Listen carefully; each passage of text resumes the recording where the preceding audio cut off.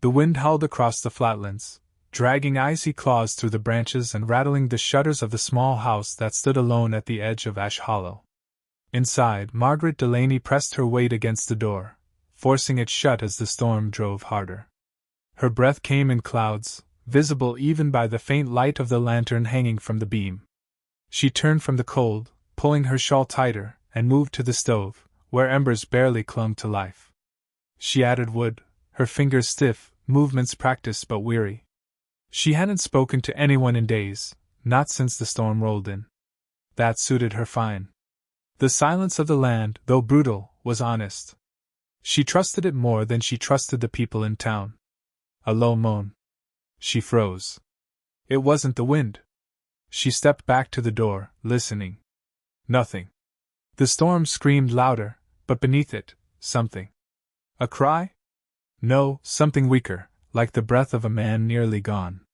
She reached for the lantern, lifted it high, and opened the door just enough for the wind to claw at her face. Her eyes narrowed against the snow. There. A shape. Collapsed near the fence, barely visible under the white. She stared, heart pounding. She could close the door. Pretend she hadn't seen. Let nature take what it would. But her feet moved. Out into the storm, pulling against the wind, her boots vanishing with each step. She reached him, a man, face half covered in frost, lips blue. She knelt, touched his cheek. Cold as death. God help me! She whispered, and grabbed him under the arms. The drag back to the barn was a blur of pain. Her muscles burned, lungs tore with each breath. Snow filled her eyes, her mouth, but she pulled. Once inside, she dropped him to the hay, slamming the door behind her. The dim light flickered. She knelt again, ripping off his gloves, his coat, cursing softly. His eyes fluttered. Don't die on me, you fool! She rubbed his arms, his chest, hard enough to bruise. A groan. His eyelids lifted barely. She saw a flicker of something, not fear, not gratitude. Recognition? You're all right now, she muttered, not believing it. She grabbed a blanket from the shelf, threw it over him, and sat back, breathing hard. An hour passed. 2. The storm raged on, but inside the barn, it was quiet, save for his shallow breaths. She stayed, arms wrapped around her knees, watching him. His eyes opened again. He licked his lips, tried to speak. Don't talk, she said. He ignored her. Names? Daniel. Margaret. He nodded, a bare twitch. She offered him water, which he took, hand shaking. After, he leaned back, eyes closing. Drifter? She asked. A pause. Ranch hand? Lost. The storm. She didn't press. She didn't believe him either. By morning, the storm eased, light creeping through cracks in the wood. Margaret stirred, stiff from sleep on the hard ground. Daniel slept, chest rising steady now. She stood, stretched, and stepped outside. The world was white, silent. The kind of quiet that carried weight. She looked toward town. They'd come. They always came. Later, as she chopped wood near the barn, the sound of hooves broke the stillness. She straightened, wiping sweat from her brow. 2 men, neighbors, rode up slow.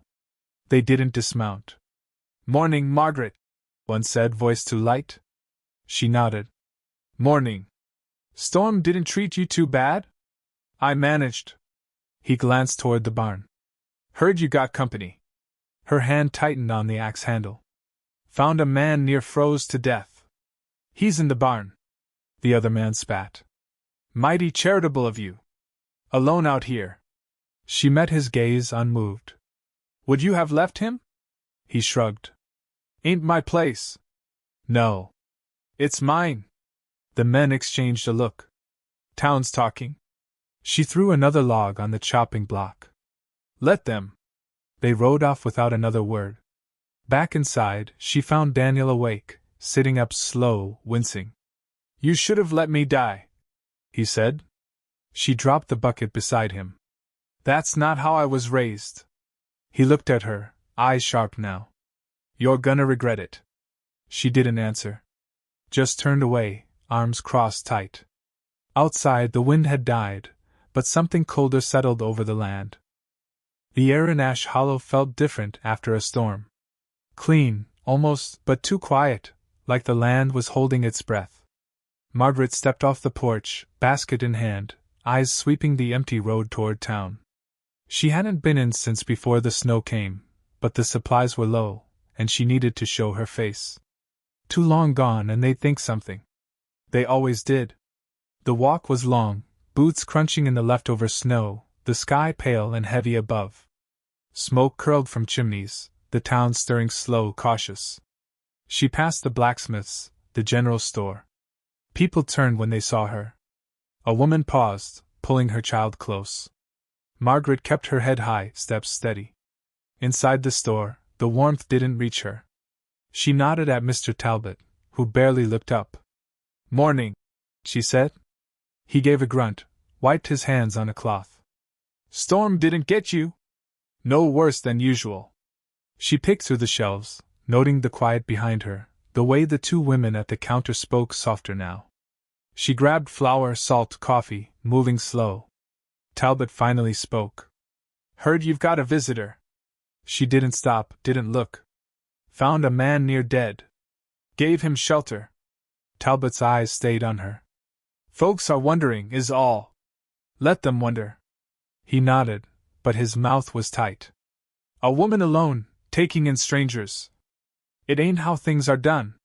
She stepped closer, laying the coins down hard. "And letting a man die in the snow is?" His jaw clenched. "Be careful, Margaret." The door creaked behind her as she left, basket heavier than it should have been. Outside, the street was still, but she felt the eyes. Judging. Measuring. Halfway home, she saw the horse first. Standing by the gate, dark and unmoving. Then the man, Sheriff Griggs, tall, coat buttoned to the throat, hat low over his eyes. She didn't speak as she approached. "Morning, Margaret," he said, voice smooth. "Sheriff." He glanced toward the barn. "Cold out? Heard you're sharing your roof." "He's in the barn." Griggs smiled, but it didn't reach his eyes. "You've got a good heart. But folks might not see it that way." She met his gaze steady. "Folks should mind their own. That's hard to do when they're worried. About you. About the kind of man you've let in. He was dying. And now? He's breathing." Griggs nodded, slow. "I'll need to talk to him." Margaret's jaw tightened. "He's no criminal." Griggs leaned closer. "Let's hope not. For your sake." She didn't watch him go, just waited until the sound of hooves faded before she moved again. Inside the barn, Daniel was sitting up, face pale, but alert. "He's been here," she said. Daniel didn't flinch. "I heard. You need to tell me who you are." He looked at her, eyes dark. "Just a man who's lost more than he should have. That won't be enough next time." Silence stretched, heavy. Then, quietly, "I didn't ask for your help. I gave it anyway." The rest of the day passed slow. Chores done without thought, the weight of eyes and whispers hanging in the air. Margaret lit the lamp early, watching the light flicker against the walls. She heard Daniel moving, the cough he tried to hide. Her hands worked the yarn, knitting stitches too tight, fingers sore. That night, dreams didn't come easy. When she woke, the frost on the window was thick, but the barn door was open. She pulled on her coat, boots heart pounding. Outside, the cold bit deep, and she saw him, Daniel, standing by the fence, staring out. "You'll freeze," she called. He turned slow. "I've been colder." She stepped closer. "What are you looking for?" He didn't answer, just looked back at the town, where a single light burned near the church. "They won't stop," she said. "I know." She waited, but he didn't move. "Come inside," she told him, softer. He followed, steps slow. Inside, by the stove, the silence was thick. Margaret poured coffee, hands trembling. "They think I've done wrong," she said. "You helped a stranger. They don't care." Daniel took the cup, sipped. "Then let them talk." Her eyes met his. You've run before. He nodded. Don't run from this. His gaze held hers, something shifting behind it. Not trust, but something close. The wind outside picked up again, a low howl through the trees. Tomorrow, he said, voice low. Griggs will come again. I know. And they sat in silence, waiting for a dawn that promised more than cold. Margaret woke to the sound of wood splitting. For a moment she lay still, listening. The wind had died, but the morning was sharp with cold. She pulled on her coat, stepping into the pale light that slipped through the cracks of the door. Outside, Daniel was at the woodpile, axe in hand, working slow, deliberate. His coat hung loose around his shoulders, breath rising in small clouds. You'll wear yourself thin, she called. He paused, leaning on the axe handle. Owe you more than rest. You owe me nothing. Daniel shook his head, picking up another log. Margaret watched him for a moment before turning back inside. The fire needed tending, and her hands needed something to do. Later she brought him water, watching as he wiped sweat from his brow, jaw tight against the cold. You'll need more strength if Griggs comes today. Daniel didn't answer. He poured the water over his head, the shock of it pulling a breath from his chest. Why him? She asked. Why does he look at you like he knows something I don't? Daniel set the cup down, eyes low. Because he does. Margaret waited, but he said no more. She left him there, the question hanging like frost in the air. By midday, she was in the garden, turning soil that didn't need turning, when she heard footsteps. Daniel stood behind her, a folded piece of paper in his hand. My father owned land here. Before Griggs. She stood, brushing dirt from her gloves. Your name's not Daniel, is it? No. Keller. Daniel Keller. The name hit like a hammer. She'd heard it before, long ago, when her husband spoke of a rancher who stood against Griggs and vanished soon after. Your father's land is Griggs now. Daniel nodded, eyes on the horizon. He took it. Killed him for it. I've been gone too long, but I know now. Margaret's breath came slow. And what do you aim to do? I came to see if it was true. It is. You'll get yourself killed. Maybe. She stepped closer. You think I saved you just to watch you die chasing ghosts? I didn't ask you to save me. Her hand tightened into a fist, then loosened. No. You didn't. That night she sat by the stove, the paper Daniel gave her in her lap. It was old, faded, a deed, signed by men long dead. Her husband's name was there too, a witness. She stared at it until the words blurred, then folded it away. In the barn, Daniel sat sharpening a knife, the sound steady, calm. You'll never beat him, she said. He didn't look up. I'm not here to win. She stepped inside, the cold biting. Then why? Because he took everything. So you take his life? What does that leave you? He stopped, the blade still in his hand. I don't know. Margaret sat on the edge of a crate, watching him. He ruined me too. Took my husband's name and dragged it through the mud. Now he wants my land. My name. Daniel looked at her, something softer in his eyes. Then why save me? Because I won't let him decide what's right and wrong. Silence stretched between them. Then Daniel set the knife down. Help me, he said. She nodded once. But not your way. Mine. He didn't answer, but she saw it, agreement, quiet and heavy. Morning came cold and gray. They worked in silence, preparing, gathering what they needed. Margaret wrote letters, sealing them with hands that didn't shake.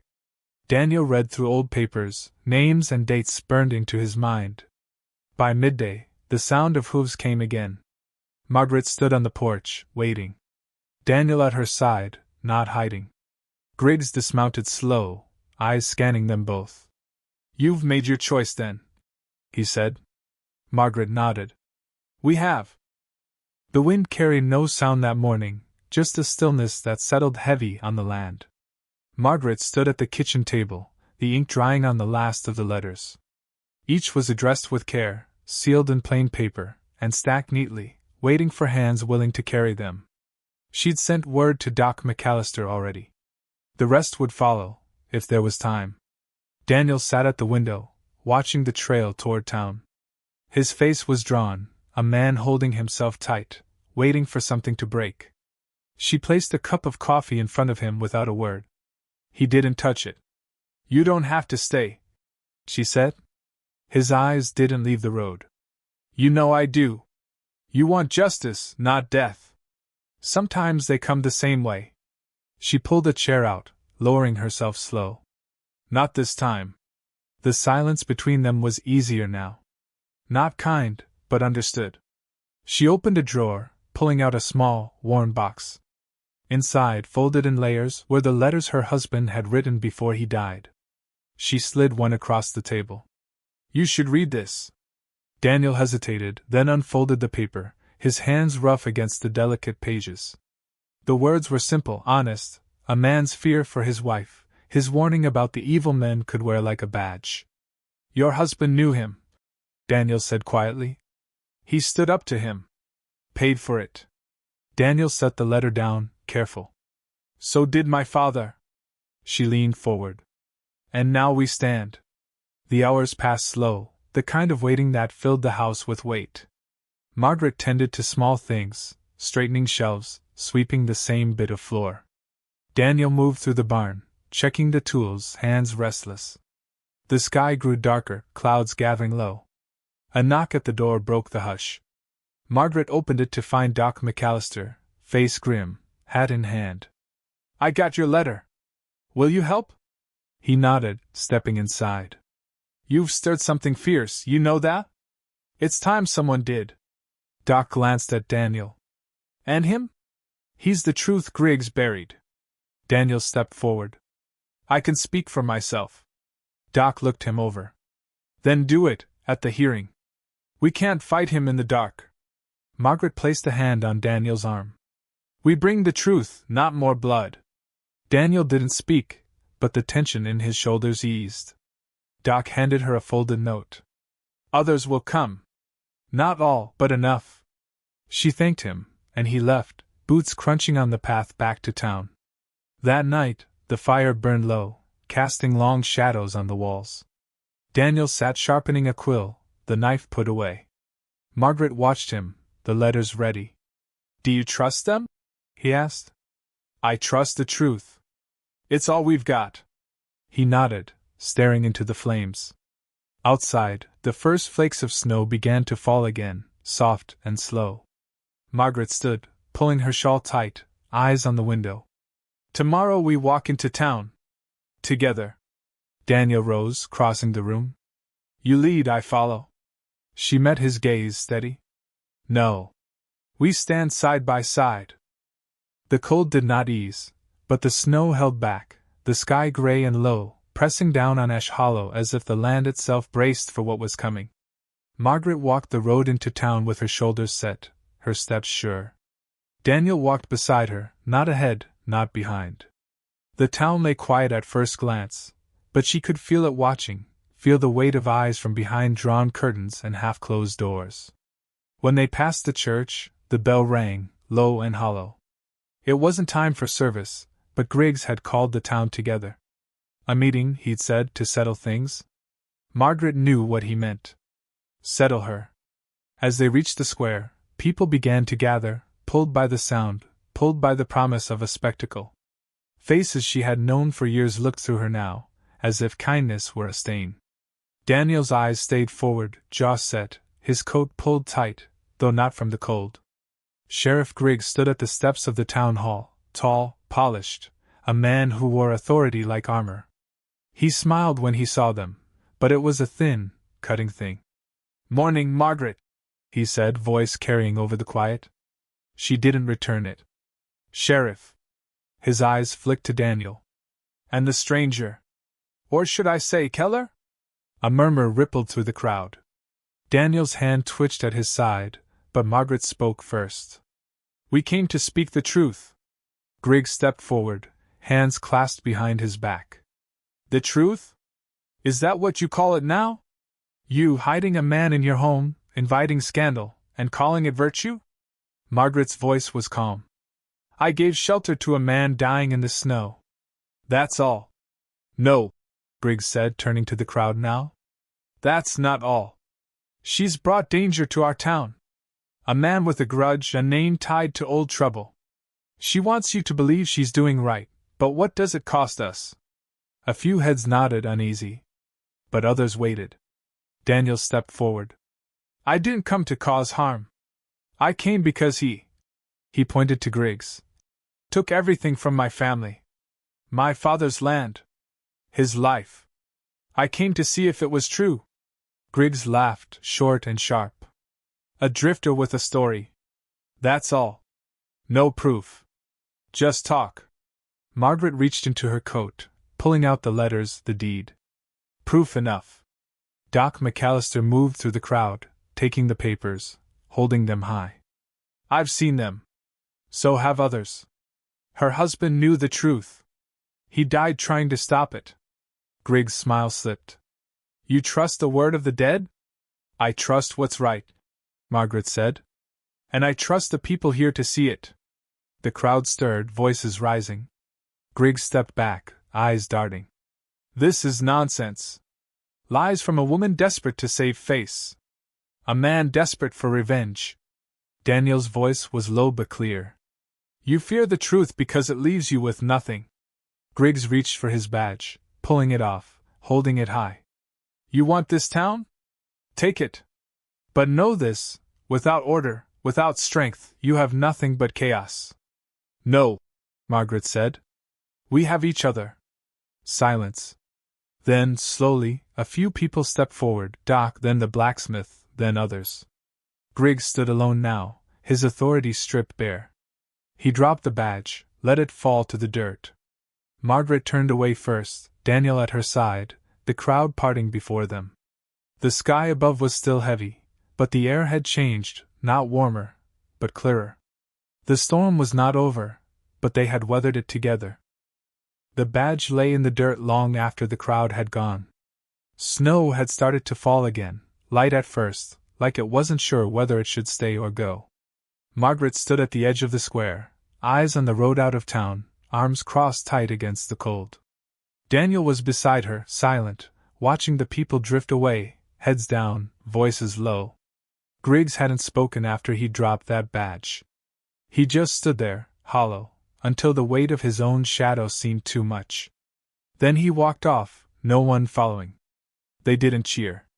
There were no cries of victory, no raised fists. The town wasn't built for that. It was built for silence, for hard days and harder choices. Margaret knew that. Knew they wouldn't thank her, not out loud. But something had shifted, small as it was. And that was enough. You think it's done? Daniel asked. She shook her head. Not done.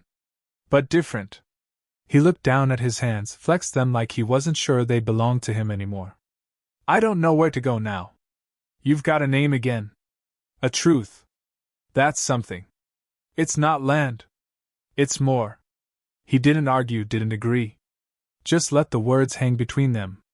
Doc came up behind them, his steps slow. There's talk of appointing a new sheriff. One that'll listen more, scare less. Margaret raised an eyebrow. You? He chuckled. Not me. I've seen enough blood in my time. She nodded, watching the snow thicken, soft flakes landing on her coat, her face. You staying? Doc asked Daniel. Daniel glanced at Margaret, then back at the empty square. Not sure yet. You've got time to figure it, Doc said, patting his shoulder. He walked off, leaving them alone again. Margaret turned toward home, the path familiar, worn. Daniel followed, his steps heavy but certain. The walk was quiet, save for the crunch of snow, the distant caw of crows. When they reached the porch, she paused, hand on the rail. You'll be safe here. For now. Daniel looked out over the land, the fences, the trees bending under frost. It's strange. I thought coming back, I'd feel like I belong. But it's all changed. So have you? He nodded, rubbing at his jaw. What about you? They still talk. They always will. And you stay? This is mine. Storm or no. Inside, the fire was still warm, the air thick with the scent of wood smoke.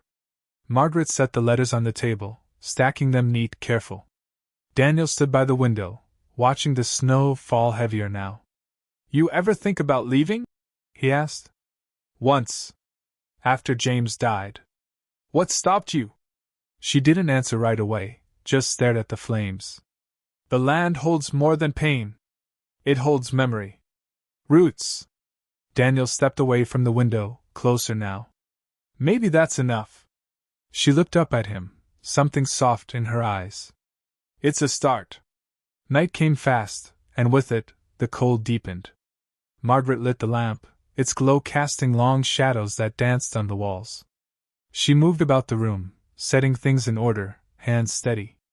Daniel sat at the table, fingers tracing the wood grain, thoughts miles away. Tomorrow, she said, we'll mend the fence. He looked up, a faint smile playing at his lips. You sure you want me around that long? For now. He nodded, and the silence that followed wasn't heavy like before. It was easy, like the snow falling outside, soft and steady. A reminder that storms pass, and what's left after is what you make of it.